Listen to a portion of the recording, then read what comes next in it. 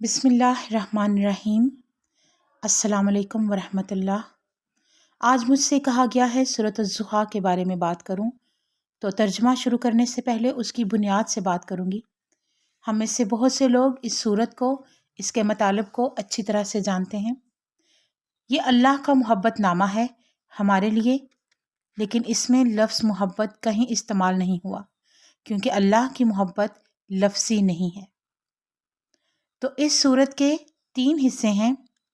پہلا حصہ جس میں حلف ہے، اور پھر دوسرا حصہ جس میں اللہ تعالیٰ رسول اللہ صلی اللہ علیہ وآلہ وسلم سے اپنی محبت کا اظہار کر رہا ہے، اور پھر تیسرا حصہ ایک یاد دہانی ہے، ایک حکم نامہ ہے۔ یہ ہے سورۃ الضحیٰ۔ سورۃ الضحیٰ ہمارے نبی کے لیے اور ہمارے لیے محبت کا پیغام ہے۔ والضحیٰ واللیل اذا سجا، روشن دن کی قسم ہے، اور بہت سے ترجمے ہیں اس لفظ کے، عظمت والے دن کی قسم، واللیل اذا سجا، اور جب رات اپنی تاریکی کے ساتھ چھا جائے۔ یہاں قسم کیوں ہے؟ اس قسم سے ہم کیا سیکھتے ہیں؟ وہ کون سی بات ہے جو اللہ مجھے اور آپ کو بتانے والا ہے اور چاہتا ہے کہ ہم یاد رکھیں؟ جب آپ کہتے ہیں اللہ کی قسم، تو یقیناً آپ بہت خاص کچھ بات کرنے والے ہیں۔ آپ سامنے والے کی توجہ چاہتے ہیں، اور اللہ فرما رہا ہے والضحیٰ واللیل اذا سجا، اور آگے ہے آپ کا رب آپ کو بھولا نہیں ہے، وہ بالکل بھی بھولا نہیں ہے اور نہ ہی آپ سے ناراض ہے۔ یہ میرے اور آپ کے لیے ہے، قرآن پاک میرے اور آپ کے لیے ہے۔ جب بھی میں اسے پڑھتی ہوں، مجھے اپنے سب سے پہلے استاد کی وہ بات یاد آتی ہے جنہوں نے فرمایا، قرآن کو کھولو، اپنی انگلی اس پر رکھو، کچھ مت پڑھو لیکن کہو ھذا کلام ربی، یہ میرے رب کا کلام ہے اور وہ مجھ سے بات کر رہا ہے۔ صحابہ کرام بھی قرآن کو اللہ کا پیغام کہا کرتے تھے۔ تو یہاں اللہ تعالیٰ رسول اللہ سے مخاطب ہے، لیکن وہ مجھے اور آپ کو بھی بتا رہا ہے آپ کا رب آپ سے ناراض نہیں ہے، وہ نہیں بدلے گا، اس کی محبت نہیں بدلے گی۔ سبحان اللہ۔ اس یقین دہانی کی ضرورت کیوں محسوس ہوئی؟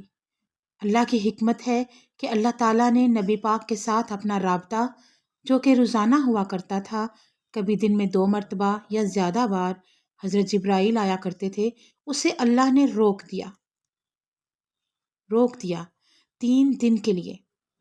ہم نہیں جانتے کیوں، لیکن وہ رابطہ رک گیا۔ اللہ کی اپنی حکمتیں ہیں۔ ہر وہ لفظ جو میں آپ کو بتا رہی ہوں رسول اللہ کے بارے میں، سوچئے کہ اگر ہمارے ساتھ ایسا ہو، تصور کیجئے کہ اگر آپ کی زندگی کے عزیز ترین تعلق کو کاٹ دیا جائے اچانک سے۔ تصور کیجئے کہ یہ سورت مکہ میں نازل ہوئی تو وہ لوگ کیسی کیسی باتیں کرنے لگے تھے۔ ہر طرف بات پھیل گئی، یہاں تک کہ کچھ تفسیریں بتاتی ہیں ابو لہب کی بیوی نے کہنا شروع کر دیا کہ محمد کا رب اس سے ناراض ہو گیا ہے۔ نعوذ باللہ۔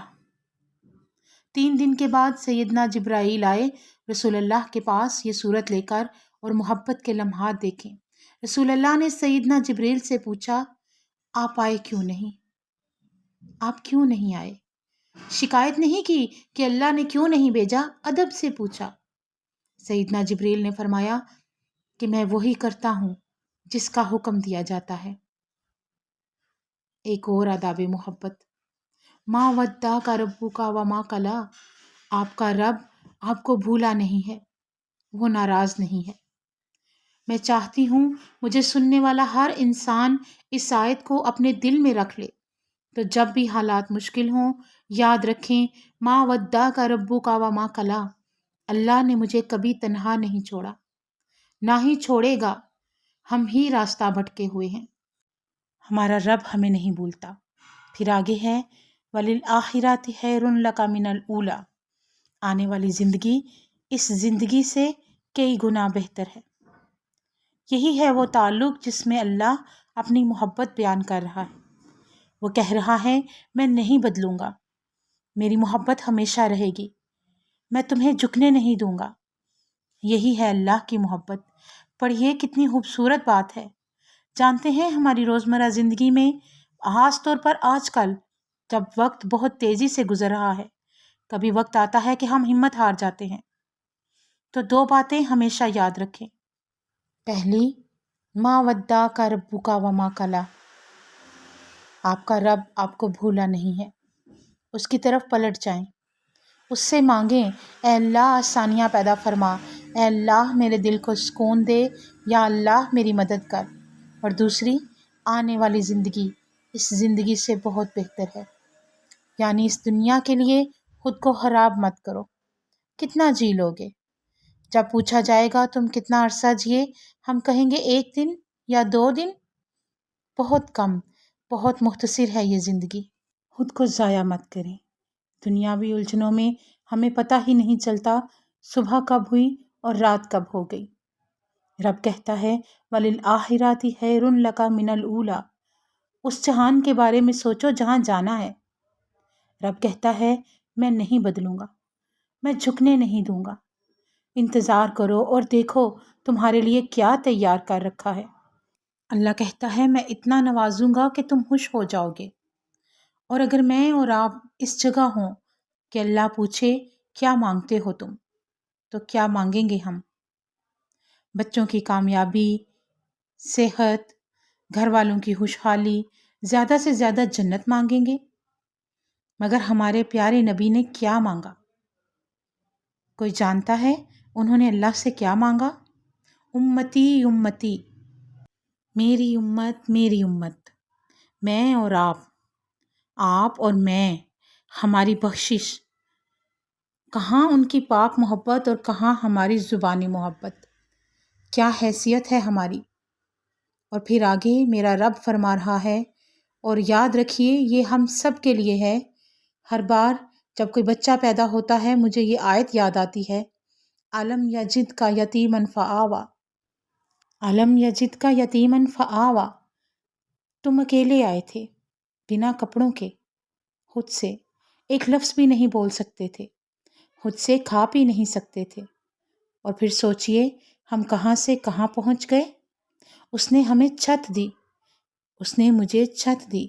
اور جب میں یہ پڑھتی ہوں مجھے یاد آتا ہے کہ کیسے میں اس رب سے شکایت کر سکتی ہوں جب میرے اللہ نے مجھے چھت دی، کھانے کو رزق دیا، اس نے مجھے صحت دی۔ اللہ تعالیٰ فرماتا ہے لوگوں کی باتوں سے مت گھبراؤ، وہ کیا کہتے ہیں مت سوچو، کیا یہ تسلی کافی نہیں کہ میں تمہارے ساتھ ہوں؟ وَوَجَدْكَ ضَالًّا فَہَدَىٰ، اللہ فرماتا ہے اور تم گمراہی میں تھے تو تمہیں ہدایت دی۔ ہم سب لوگ جو اللہ کے راستے پر واپس آئے ہیں، یہ میں اور آپ ہیں۔ ہم دنیا میں مصروف تھے، لیکن اچانک رب کی رحمت سے ہمیں احساس ہوا کہ یہ سب فضول ہے۔ اللہ نے ہمیں ہدایت دی۔ یہاں کیوں آئے ہیں آج آپ؟ ہفتہ کی رات ہے، آپ کہیں بھی جا سکتے تھے خوشی کے لیے، دنیاوی لذتوں کے لیے، لیکن اللہ آپ کو یہاں لایا، فہادہ، وہ آپ کو یہاں لایا، آپ خود نہیں آئے۔ وَوَجَدْكَ عَائِلًا فَأَغْنَىٰ، ہم سب، خاص طور پر وہ لوگ جو پردیس میں ہیں، تم سب غریب تھے تو اللہ نے تمہیں نواز دیا۔ رسول اللہ کے پاس بھی وسائل نہیں تھے، پھر اللہ نے حضرت خدیجہ سے ملوا دیا، اور پھر سب جانتے ہیں وسائل بنتے چلے گئے۔ یہ میرے اور آپ کے لیے بھی ہے۔ یاد رکھیں، مت بھولیں کہ صرف حال کی گھڑی کو مت دیکھیں۔ علم یجد کا یتیمن فآوا، اپنے ارد گرد دیکھیں، ہم بہت سے لوگوں سے بہتر ہیں۔ میں اور آپ کیوں بہتر ہیں؟ کیا اللہ ہم سے زیادہ محبت کرتا ہے؟ محبت تو ساری مخلوق کے لیے ہے، ہو سکتا ہے یہ ہمارا امتحان ہے۔ یاد رکھیں محبت کے ساتھ ذمہ داری بھی عائد ہوتی ہے، لیکن ہم اللہ کی نعمتوں کا شکر کیسے ادا کرتے ہیں؟ صبح شام ناشکری کر کے؟ رسول پاک صلی اللہ علیہ وسلم نے فرمایا میرا اس دنیا سے کیا کام، ہم یہاں مسافر کی طرح ہیں، آئے درخت کے سائے تلے بیٹھے اور چلے گئے۔ اور آخر میں اللہ فرماتا ہے وَأَمَّا بِنِعْمَةِ رَبِّكَ فَحَدِّثْ، اور اپنے رب کے احسانات کو بیان کرو، اپنے رب کی نعمتوں کو گنو، اپنے رب کی نعمتوں کو بیان کرو۔ آپ گننا شروع کریں تو بھی اس کی نعمتوں کو گن نہیں سکیں گے۔ وہ رحمان ہے، وہ رحیم ہے، ہم شکوے کرتے ہیں، ہم کھانا ضائع کرتے ہیں، ہم ارد گرد لوگوں کا خیال نہیں کرتے، پھر بھی وہ ہمیں دیتا ہے۔ اور سورہ ابراہیم میں اللہ تعالیٰ فرماتا ہے کہ بے شک انسان سخت ناشکرا ہے۔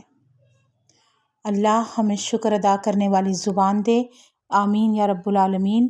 اللہ ہمیں ان لوگوں میں شامل کرے جو واقعی اس سے پیار کرتے ہیں اور اس کے رستے پر چلتے ہیں۔ اللہ ہمیں اپنی رضا میں راضی رکھے اور ایک دوسرے کے ساتھ اللہ کی رضا کے لیے راضی خوشی رہنے کی توفیق دے۔ سبحانک اللہم و بحمدک، اشہد ان لا الہ الا انت، استغفرک و اتوب الیہ۔ صلی اللہ علی سیدنا محمد و علی آلہ و صحبہ و بارک وسلم۔ جزاک اللہ الخیر۔